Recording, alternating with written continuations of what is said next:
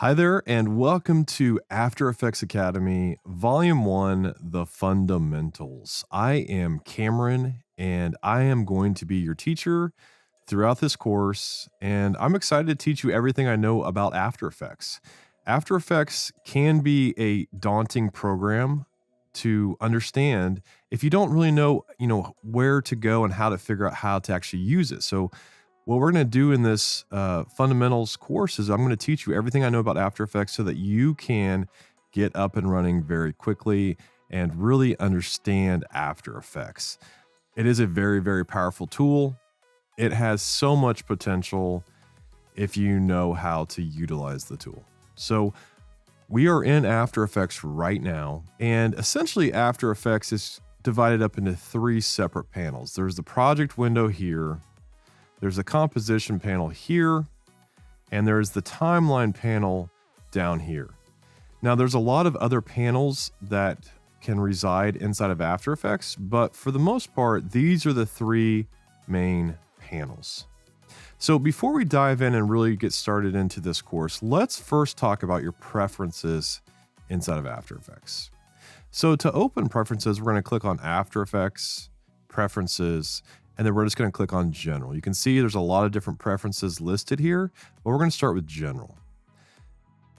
Now, the preferences here are enabled for my machine, and these are the preferences I prefer to work with. Now, you can always pick different preferences that you feel work for you, but I'm going to show you what works for me. And as a pro motion designer, these are the preferences I have found over the last many years work the best for me. So this first one is path point and handle size.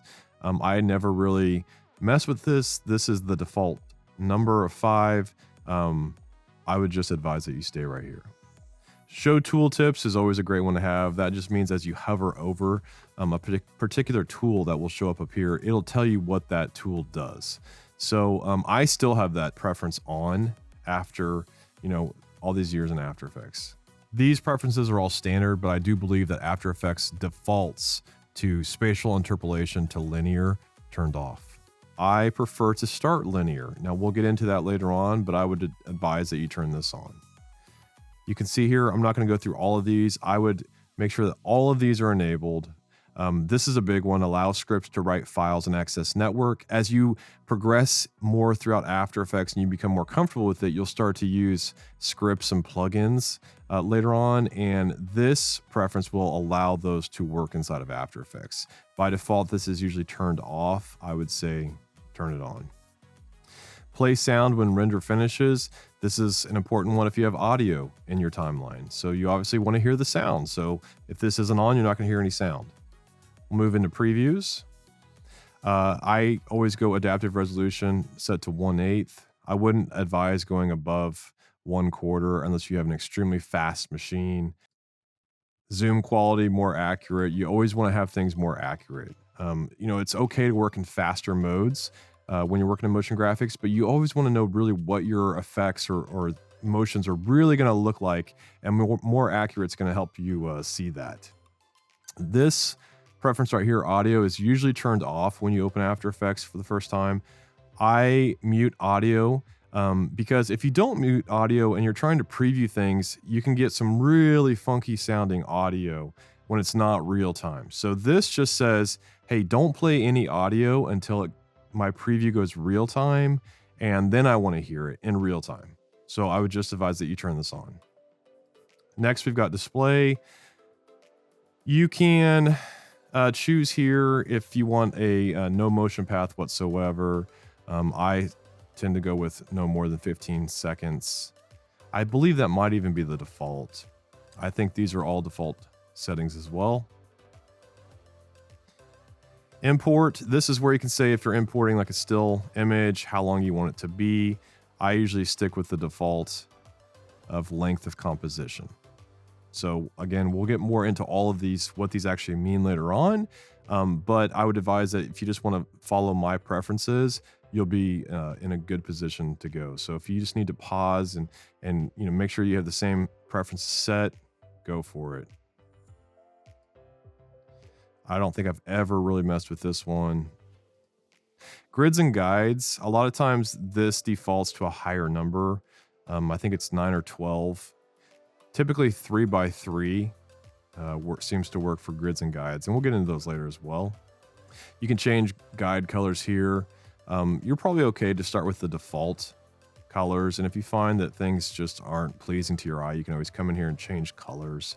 I would leave these safe margins exactly where they are. Labels, so you get into using lots of labels in the timeline. These are the default colors. I have never changed them. I don't think they're the best colors to use, but I have just been too lazy to change the colors throughout the year, so feel free to change colors here. You do want to enable a disk cache.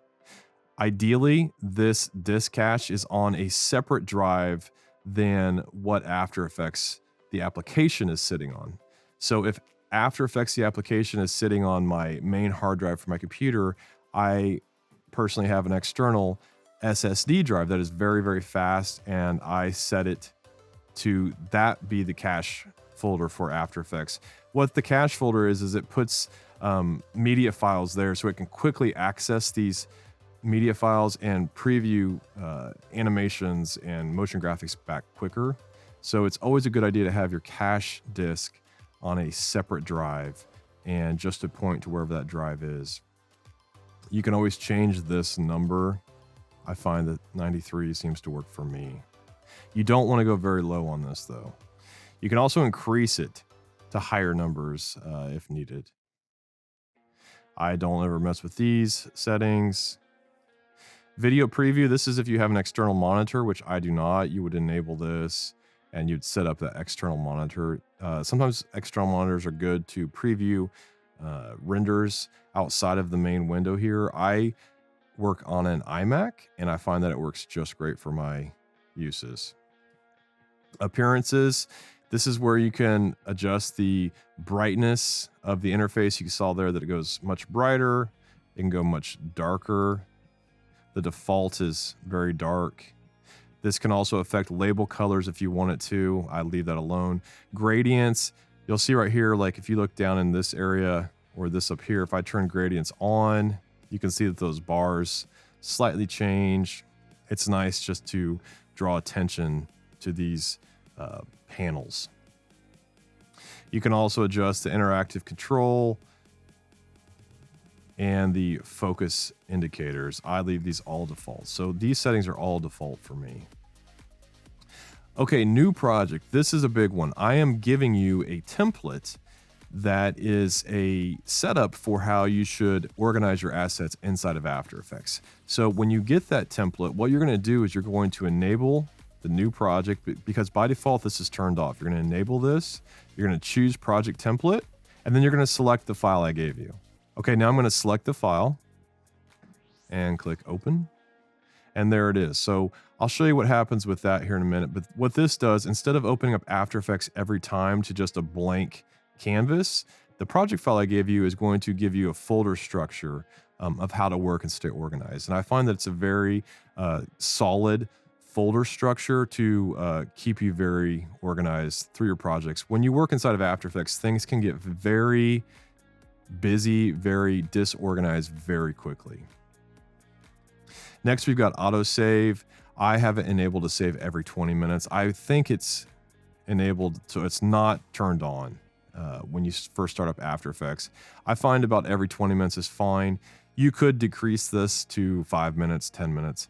I get a little annoyed sometimes. So when you get into very large project files, when you enable this every 5 or 10 minutes and all of a sudden you're working and it stops you and it starts saving, if it's a bigger project file, it could take, a few seconds. And when you're right in the middle of something, that's a little bit annoying. So I find that about 20 minutes seems to work. If you get a crash that's 10 minutes in, you're going to lose 10 minutes of work, which is unfortunate. But for me, 20 minutes works. This is also turned on when you start a render. It's going to automatically save.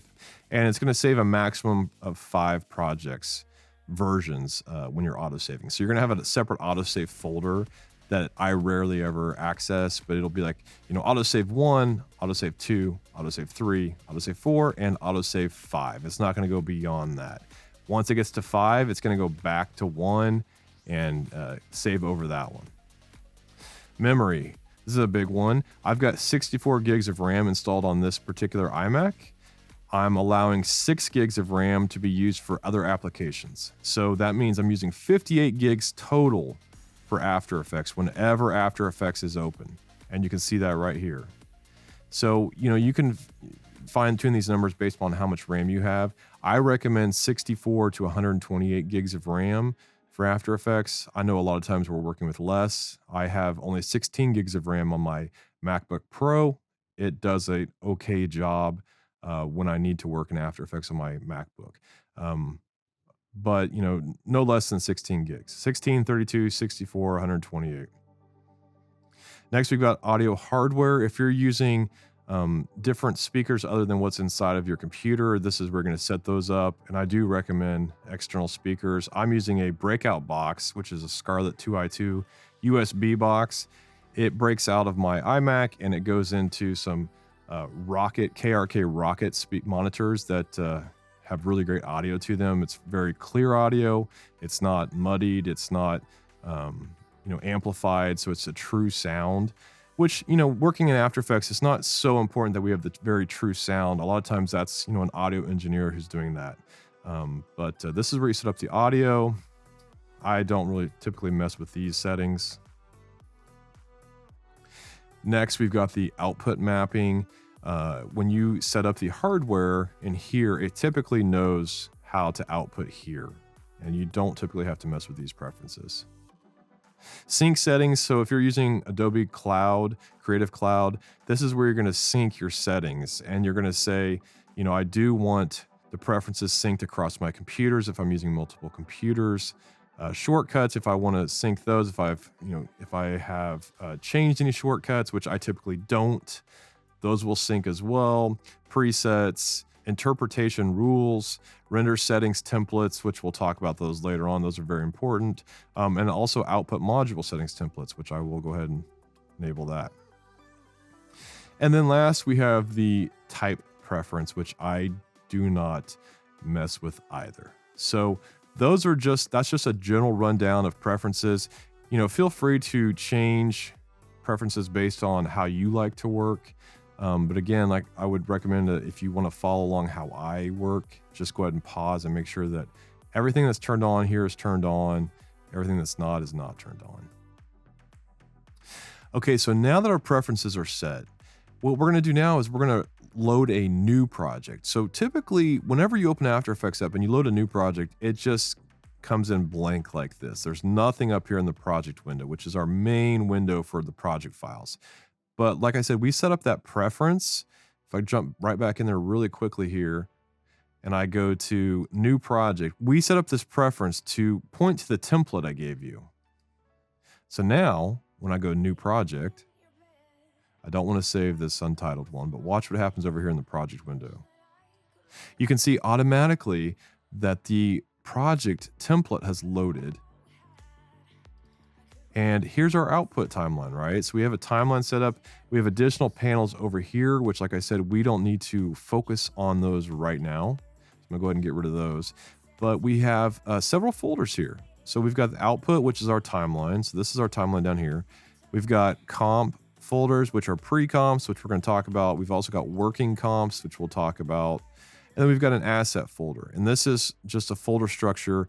Whenever we bring in another After Effects file, if we import it in here, it's going to go in here. Our edit's going to go in here. Our footage, raster means Photoshop files. It means photographs, things that are rasterized. Vector means Adobe Illustrator files or EPS files, things that are vector. And then solids are solids that we actually create inside of After Effects. So this is a very simple folder structure, but it'll help you to stay organized whenever you're working on a project. And then once those projects start getting very intensive, this will come in very handy.